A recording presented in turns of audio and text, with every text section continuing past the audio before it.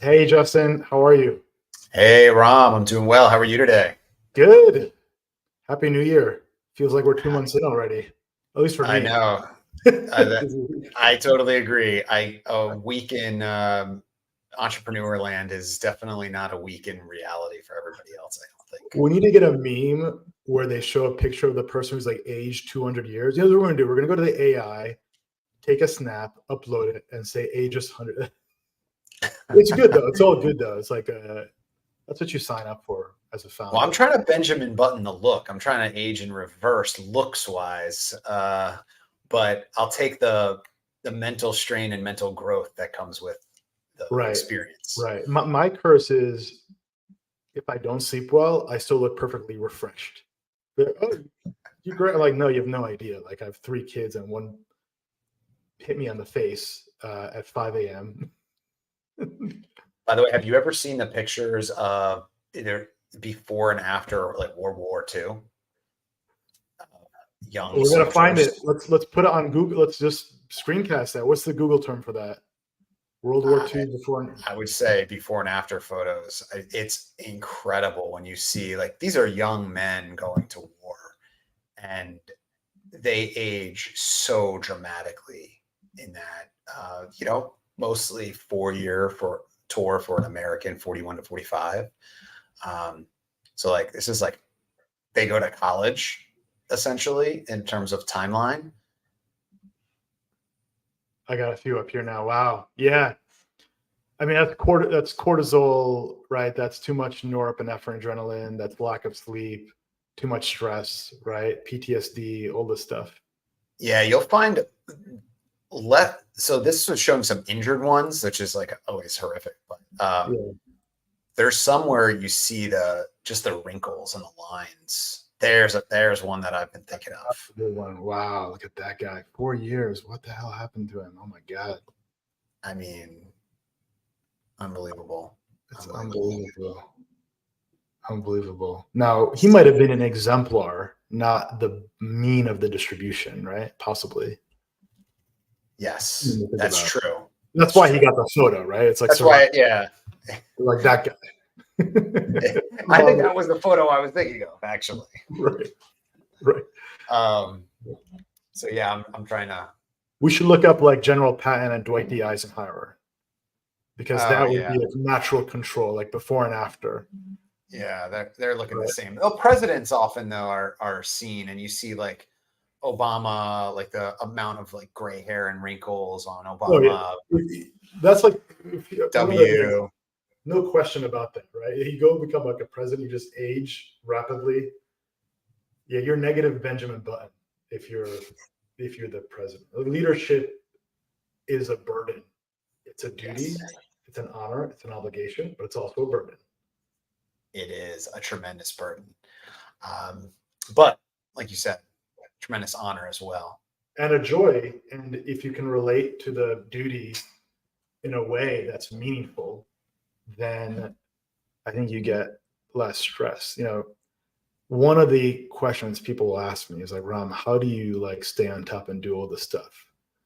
It's like my edge over my competitors is, for me, work, play is all the same thing. Nothing else I'd be doing. It's work and family. It's all the same thing. And my competition doesn't have that. They can't, they can't hold a candle because of that. I put my kids to bed. I'm back online, getting shit done. We're on it. Oh, there's So no doubt about that. So speaking of some of those late night calls, I'm checking late night Twitter, and I know Ram's going to be making a call at like 9:37 or something like that.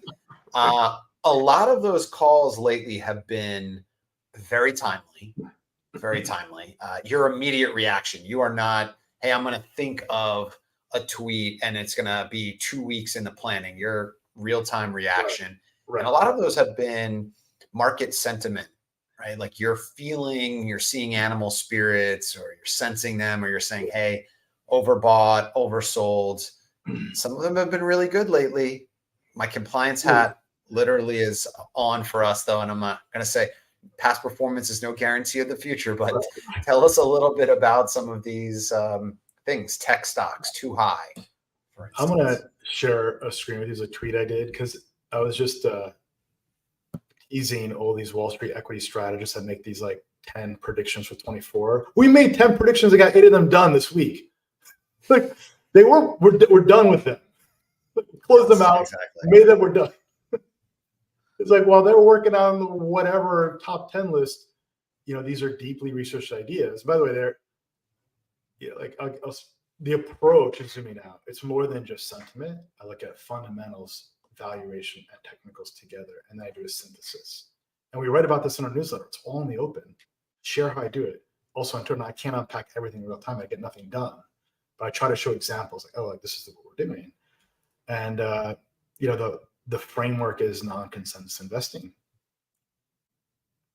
Yeah. That's You're very good about, and we as a company are building publicly, if you will, in the way we communicate about our investing philosophy. And I think that is one of the things that I love the most about working together is that ability to understand because of the way you speak publicly about the investment philosophy.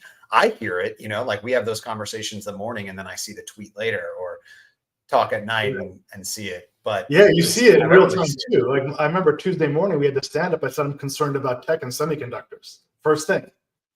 Yes. Then noon, boom. Okay. Portfolio hedges are on.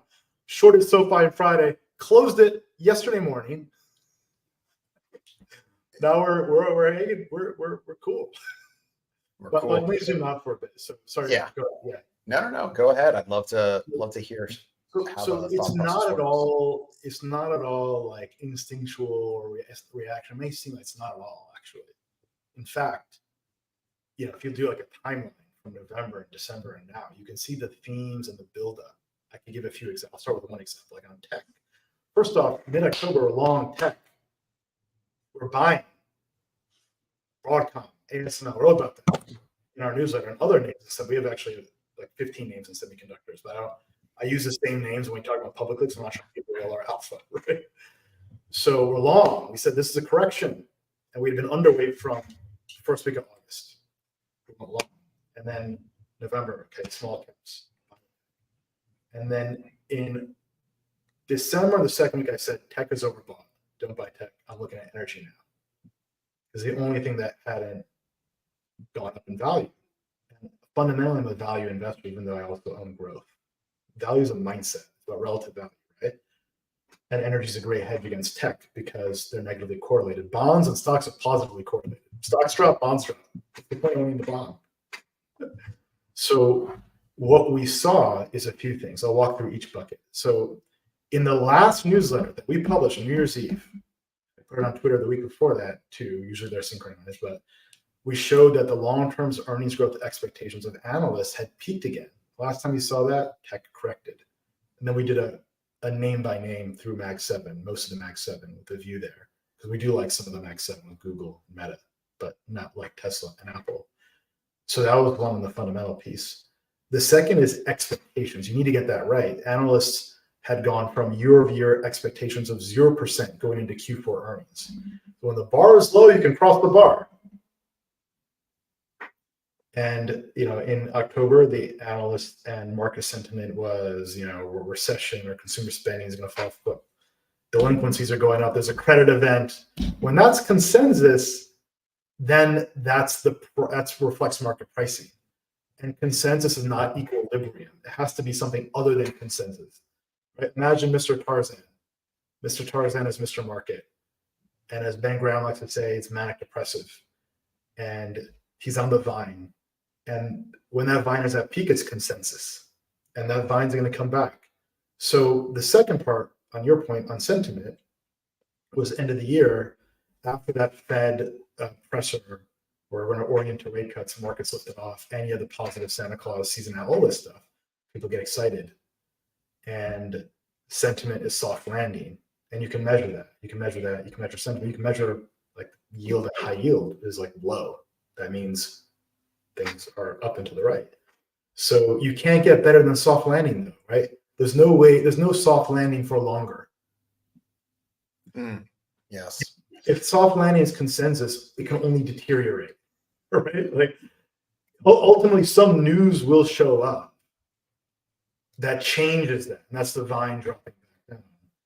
And so if you identify those peak consensus moments, think about it this way: you have consensus formation, consensus is advancing, then peak consensus.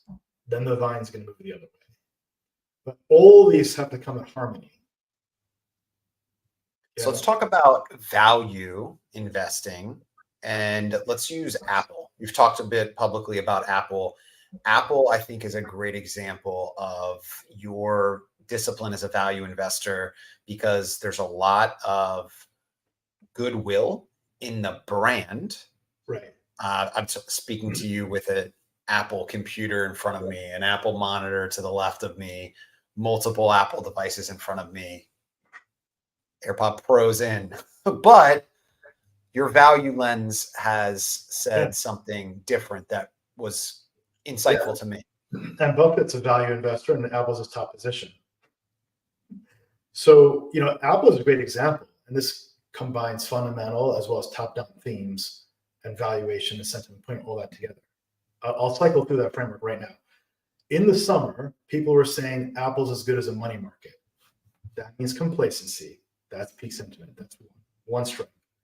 Second, what we saw, I've been an Apple bull a long time. You can say I was saying long Apple in May, and then in June, released earnings somewhere in the summer, and their revenue contracted. That's a big deal. If you own a business and revenue is shrinking, you should be concerned. By the way, they beat expectations. Who cares if they beat expectations in your business? This is where Wall Street analysts make money. Wall Street analysts are, on aggregate, by and large, awful. Some are phenomenal. We'll come back to that some other topic another time, right? Like Mike Prida from KBW is phenomenal, right? So he put the SoFi short out, or the SoFi sell rating of the day. Anyway, so when their business is shrinking, you got to be concerned. And when a double-digit % of revenue is coming from China, which is competition going up, you got to be concerned, right? And then year-over-year earnings growth we saw in October was 0.5%. What the hell? What am I owning at a forward PE ratio of 30, which is higher than Nvidia? That's relative value, right? You look at relative value. Right. You field a range of assets and what assets deliver the highest relative value. And you look at long-term growth and the price I pay for that growth. And hopefully it's not consensus. Because if you pay for consensus, you're not generating any alpha. At best, you get the consensus return, right? So that's, fundamentals deteriorating. Valuation was off. Sentiment was peak. They just rolled out the Vision Pro. So that peak sentiment is there. That lasts for like a month. Just like higher for longer. Remember? 2 months higher for longer. September, October. Hits peak frenzy. Markets are repricing. Then it's in. Then bonds go the other way. Same thing with Apple. Vision Pro. Okay, let's talk about Vision Pro. So fundamental sentiment, valuation, technicals didn't break, but it was enough not to own it. So we just didn't own it. We didn't short it. We just didn't own it. Can it be a good business and a bad stock? Can it be a yes? Great point. Exactly. Same time. Yes. I love Apple products. I have an Apple iPhone. I'm in the platform. I subscribe. I get the best model every year. I renew. I'm a loyal Apple customer. I have nothing against Apple. I think Tim Cook is a skillful operator. I study how they do management meetings. I wrote about Steve Jobs on New Year's Eve. I think Apple's a phenomenal brand. We talked about their 1984 Mac commercial in our Slack channel. We love it, right? We like Apple. It's making the distinction between Apple as the business and Apple as the stock. It's a difference. And is it also the relative value in the moment of the stock, right? I mean, yes. If it's not growing its revenue, that's a challenge. It's just a business, regardless of whether it's publicly or privately traded. But that can change, that can correct, but maybe it's just the moment where it is today.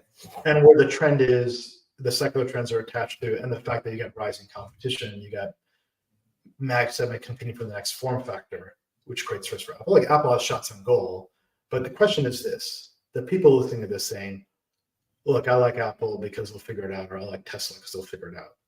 That's a legitimate point if the valuation's cheap. The valuation's cheap. Give them credit. Give them credit. Because management does solve problems. Problems do get fixed. They do get addressed. They reorient.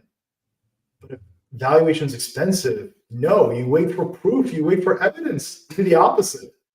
You say, show me. When you own a growth stock, the high PE, it's like you just hired LeBron James on a $100 million contract. He's got to do triple-double every night. That's what you pay for. If not, you trade it because you got to free up the budget to find something else. What do you think about it? High growth stocks, you have to get performance. And here's why. There's never been a growth stock that didn't become a value stock. And that's everyone. Eventually. Correct. Eventually. And what does that mean? A growth stock's a high PE stock. And it's high PE because it's growing quick. It's got high expectations. A value stock's low PE. So when a stock goes from high PE to low PE, that's called multiple compression. That's a fancy way of saying the price drops, right? Like Gateway Computer in 2000 was a high growth stock. Now Dell's back again, right? So Apple was almost in bankruptcy back then. It was growth that went to value, then back to growth. Microsoft at kind of the dot-com era was a lost decade, went nowhere. It went from growth to value. Now it's back to growth, right? So growth to value transitions, I'm paranoid about. I'm paranoid about that. Like, so let me detour this conversation for a second. Sure. You just named Gateway, Dell, Apple, Microsoft, and just before that, you mentioned competing for the next form factor. Right. So those are a set of companies, some of which competed and won in the desktop era, some of which competed and lost or won in the mobile era. I'm looking at you, Dune versus iPod, right? Now we have a new form factor competition. What do you think about the next form factor? We haven't actually talked about that. It's a phenomenal topic, by the way. I don't have the answer as a shortcut. I have a hypothesis. And my hypothesis is that mobile with the audio input is probably the next form factor, which is a continuation of what we have today. The difference is that you have AI either through the cloud or on device, right? They have AI they can run on mobile phones now at like a 3.5 level, which is pretty impressive.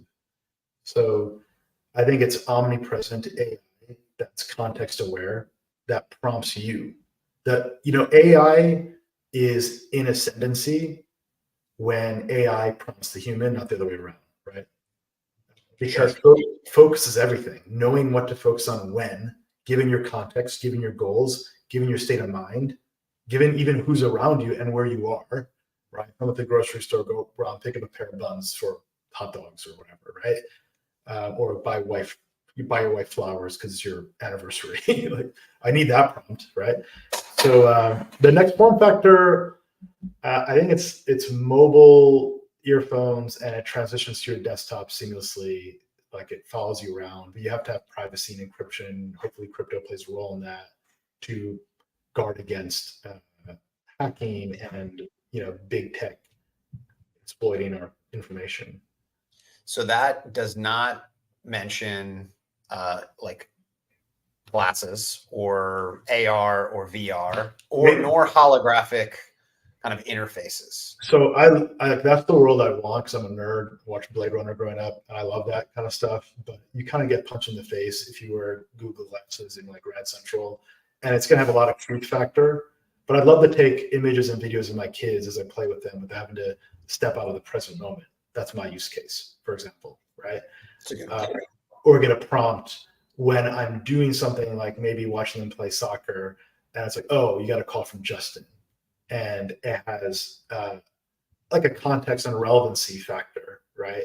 Versus if I get a call, it puts it to spam and I don't get notified, right? And the AI handles all that. So it's a good question. Like I think I'll probably get the Meta Ray-Ban glasses, see how it does. Meta, they rolled out that product during COVID where you put on your TV the portal and you can interact with one another. We got that. No one uses it anymore. It was a fad product. Ray-Ban's probably a fat product. Most products are fat products, right? Amazon's launched all sorts of like products that haven't gone anywhere. So Google Glass didn't go anywhere. Product market fit is hard, even for the big guys. Vision Pro might not go anywhere, right? Metaverse hasn't gone anywhere for Facebook, right? DM didn't go anywhere. So I will. You raise a great point. I think a visual augmented reality does make sense. What do you think? Like heads-up display works for military. It'll work in certainly commercial applications. You're doing surgery.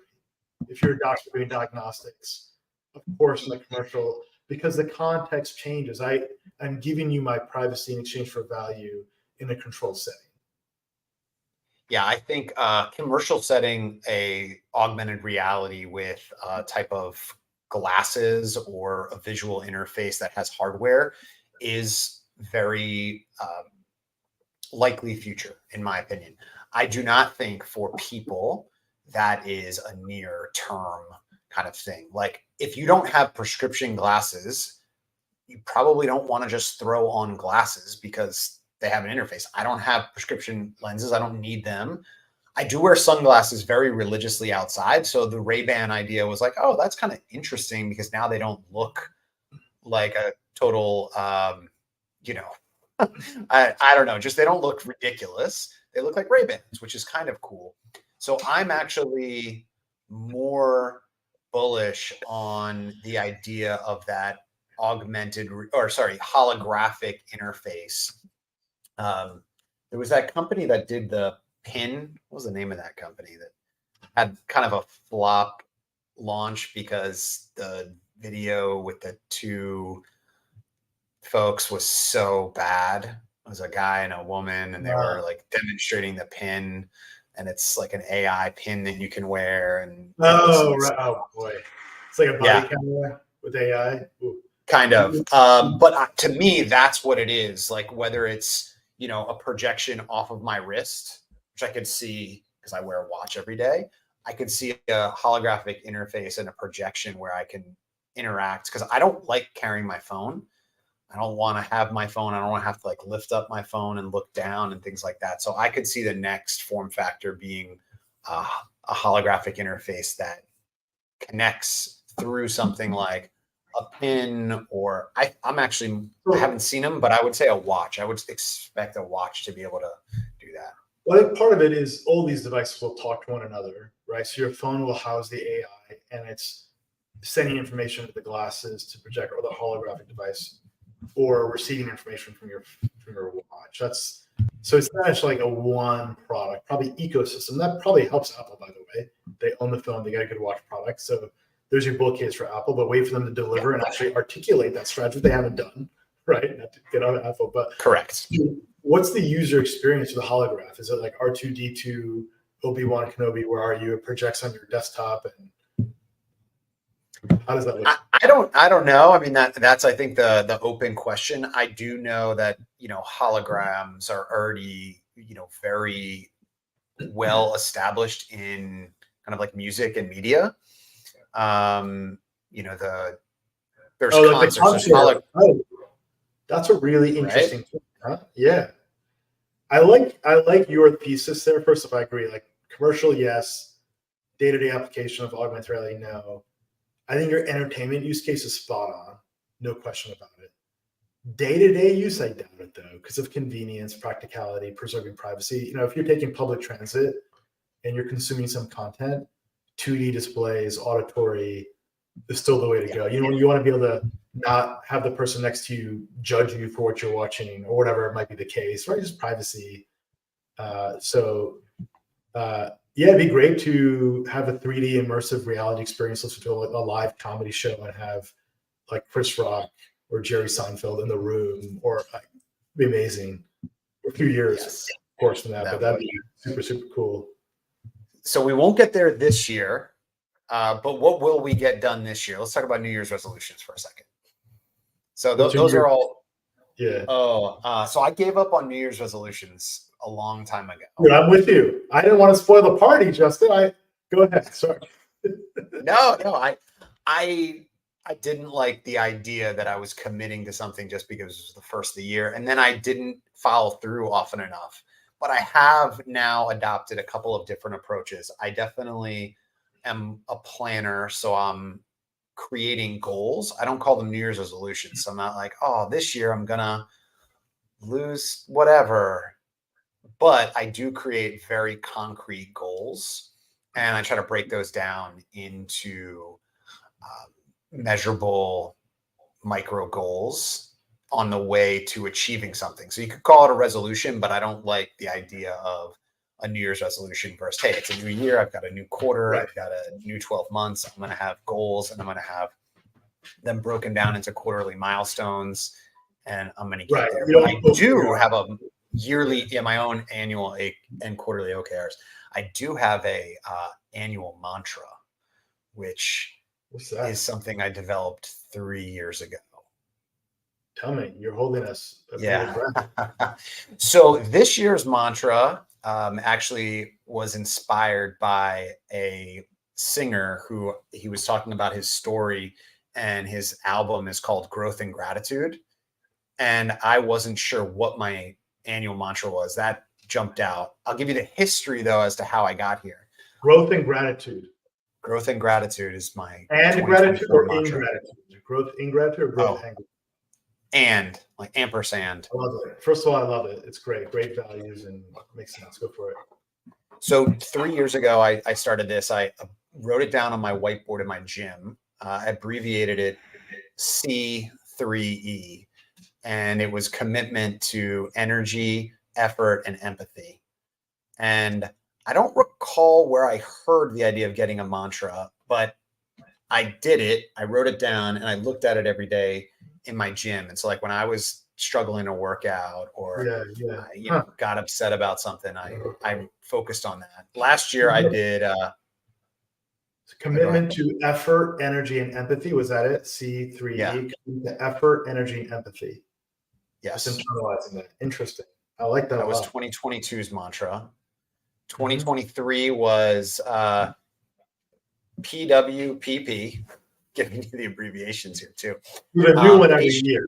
Right. Okay. Yeah, a new one every year. So 2023 was patience while pursuing progress. Oh, that's a good one too. Very stoic. Yes, that was definitely inspired by stoicism. And then I didn't know what this one's going to be, and I was going to spend like time journaling or thinking about it. And then I was listening to the radio on New Year's Day, driving back home, and there was that conversation with a musical artist, Jelly Roll, if anybody's a country music fan.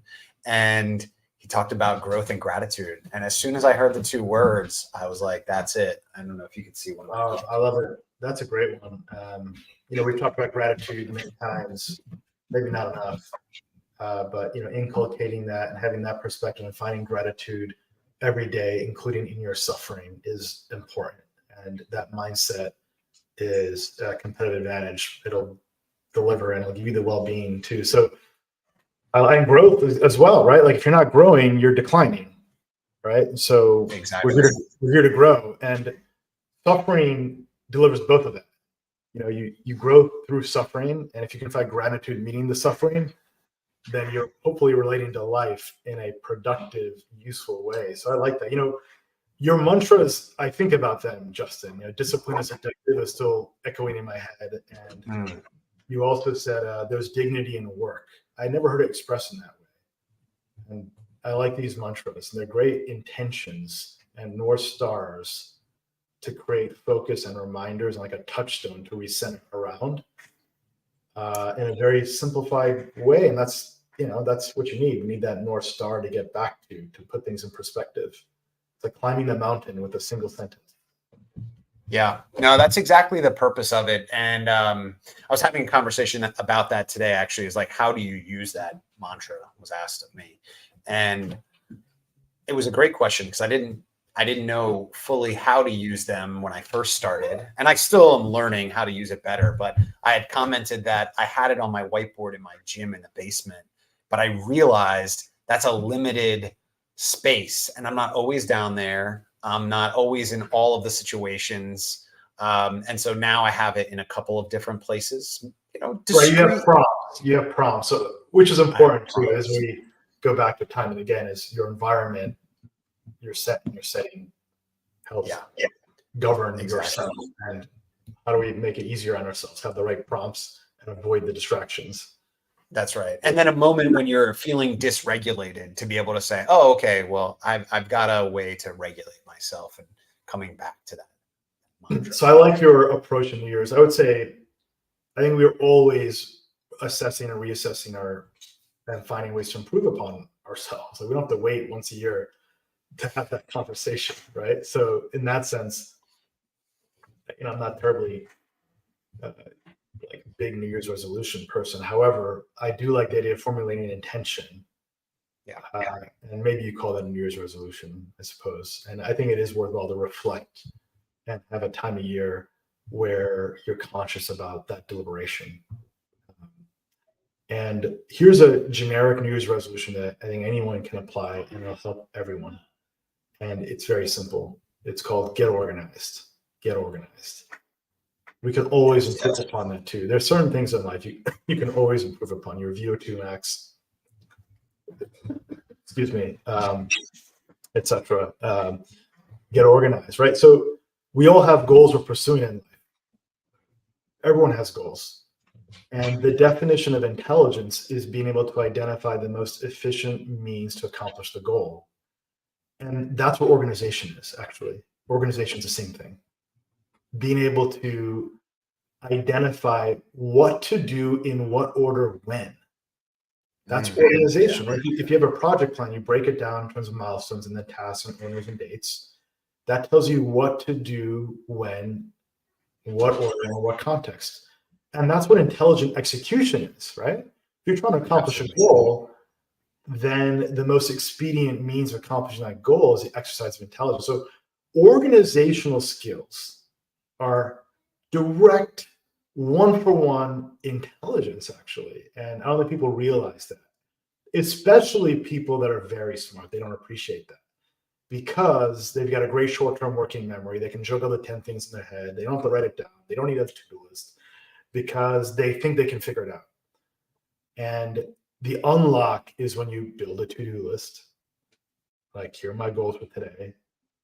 And then there are other unlocks beyond that, of course. But that's a starting point. That alone that's like 80-20. That's 80% of it. You have a to-do list, you're organized, right? I completely agree. Well, so I cannot take credit for many of the aphorisms that I use. But this one I definitely cannot. But discipline equals freedom. Jocko, thank you. But that is, to me, what I think about with organization. Like when I have things written down and I have my to-do list and I understand what's ahead of me, I can get that mental load out. It frees my mind up to think of other things. Sometimes it's other things that need to be on the list, right? Because yes, my short-term working memory is strong, but it taps out at some point. And so once you offload that to another resource, you start to remember other things. I'm like, oh, I forgot that also. You have less stress, right? Because you, like you said, offload. I agree. It's like decaching or defragmenting your hard disk or moving it to like long-term storage instead of short-term. I do. I'll email myself little reminders and tasks to get it out. Sometimes I'm on the go and I don't have my to-do list with me.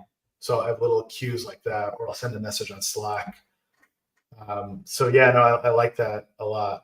So you need that audio virtual assistant. Siri's not cutting it yet. I think Google's going to deliver on that one. Google outperforming Mag 7, outperforming Apple, crushing Google high conviction bet this year. I've been talking about that for a while too. We have happy about Google. So I like that. Google AI personal assistant keeps us organized, help us pursue our goals, right? There's all these wonderful things. I do. I think that is the future. We'll be there. It's just a question of when and who wins. Exactly. By the way, Bitcoin ETF, I'm checking my browser. I know there's probably 1,000 people listening right now thinking we're talking about the Bitcoin ETF. I have a great podcast. Check it out. Spotify, Apple, iTunes, wherever you consume your podcast. It's fresh, high impact. These are from people that take risk, manage money. Pranav from VanEck, VanEx. Alex Thorne from Galaxy Digital, head of research. And Quinn Thompson, head of capital markets at Maple Finance. And we go through it in a very Socratic, truth-seeking manner, and people have different views, and that's what you want. You don't want people shilling a concept. So listen to that. That is very insightful. It's incredible. I'm not listening to it. Right. All-star lineup to discuss the Bitcoin ETF potential news that the markets are anticipating. Some days of the week they've been anticipating negative news, and some days they're anticipating positive news. But we'll all find out together. Yeah, so far not announced. It might be announced in the next 10 minutes after the market close. That's when usually announcements. Yeah. It may not be announced. I see Arthur Hayes published a post saying Bitcoin crashed 3% amid vicious quote unquote washout, end quote. Here's why. So clearly he didn't own enough Bitcoin earlier this year. Yeah. It's only up, what, 157% on the year? Last Exactly. year? Interesting. Something like Bitcoin is lagging today, down 1.5%. My view on it is that it is buy the rumor, sell the news event. And if you do get a liquidation or washout, that's a buying opportunity to buy the dip. So we'll see. This stuff is hard. It's not like, it's hard to have high conviction on these kinds of statements. It's like reading tea leaves, and it has to do with many other factors, like the direction of the U.S. dollar, which is increasing. That's another thing, kind of quasi-informing my view. And but look, Super Bowl, we're gonna have a ton of Bitcoin ads, right? That's gonna be inevitable. Where we saw the most interesting man in the world ad from Bitwise, which I thought was incredibly creative. I always love those Dos Equis commercials. those are great. They pulled back last year, though. If you remember, 2 years ago, we were at peak sentiment with Larry David and FTX. And then last year we're post FTX crash. So the Super Bowl commercials were light on crypto. I think this year we'll see a rebound. Right. So last year we had negative crypto sentiment. You had Time Magazine, the end of crypto. That was a time to buy crypto. So it's interesting, right? Because the next layer of capital is institutional money and RIAs that want an ETF in a security format, and retail investors that still aren't really in it, but they're warming up. Like the text messages are going up, like, what should I buy? All that. So, but we're a little bit away from a Super Bowl. We still have some time, but we do have a national championship in football coming up on Monday, which I know you're not a huge sports fan, but it's a big enough game that you might tune in. I should watch that. So those are the things I try to watch. Like, that's what I try to watch, actually. Now I'm taking an interest in the teams going into the Super Bowl. So thank you for the heads up on that. But I think it's interesting. I was talking about this actually earlier today. You and I had a conversation about this. So there are players that are playing in the national championship on Monday, right? It's Michigan versus Washington. And there are players, many of them, who are projected to be first and second round NFL draft picks. So they're putting a lot of risk on the line to compete for a national championship. And, how do they mitigate that risk? Well, now schools are authorized by the NCAA to purchase insurance for the players. And there's a couple types of insurance that those players procure. Loss in value, right? So they can actually have, hey, I would have been a first rounder. I now have a fourth rounder because of an injury. Harder to prove, but a type. A catastrophic loss, of course, like lose your playing career and get reimbursed for where you would have been drafted. And then typical injury, you have an ACL, you get $250,000. I saw that interview live when he discussed that on the Pat McAfee show, and I thought it was incredible to hear. Nick Saban, right? Nick Saban. Yeah, Nick Saban. And around the audio. He, it was a very thoughtful way of approaching it, because there are players who have opted out from playing in these bowl games because of injury risk, and they want to protect their NFL career. And I get it, right? Like, they're going to college to have a career in a professional sport. They're not going for any other reason. They're going for a lot of reasons, but one of the reasons is to get a job. They think their job, best earning potential, is in the National Football League. So why would they risk that? There's a lot of reasons to risk it, but the ability to insure against that, it improves the probability that they're willing to play. I thought what was really interesting is there's lots of people out in the world, high net worth individuals, who may be in a similar situation, who do or don't think about it. But if you're a surgeon, and your hands are your means of income, well, you too are insuring that kind of thing. So this is a universal application for people, but it comes to light in these moments for these young athletes. Yeah, if you're a surgeon, you should get disability insurance. Like if you need your dexterity and faculties like that stuff matters. Like just pay the insurance and get that. I feel like, brother, it's great for the players. Like finally, like these players have been taken advantage of in high school and in college, and these universities use them to raise money with these student athletes who are putting their health on the line for short careers and taking concussions. So good for the players. I'm glad they're getting paid better also. I'm glad they're getting insurance. It's the right thing. Yeah, if you're an NFL athlete, call us. We'll invest your money and put you in a nice trust, tax, and estate, get you disability insurance, make sure your kids and your spouse are taken care of.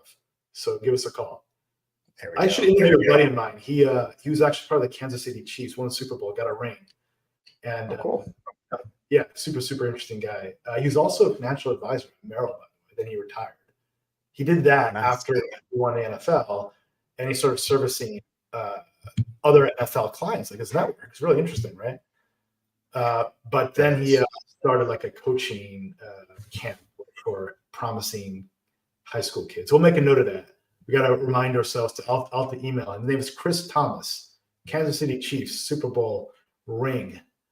And his mindset is phenomenal. I used to work out with him and my cousin in West Virginia. They kicked my ass.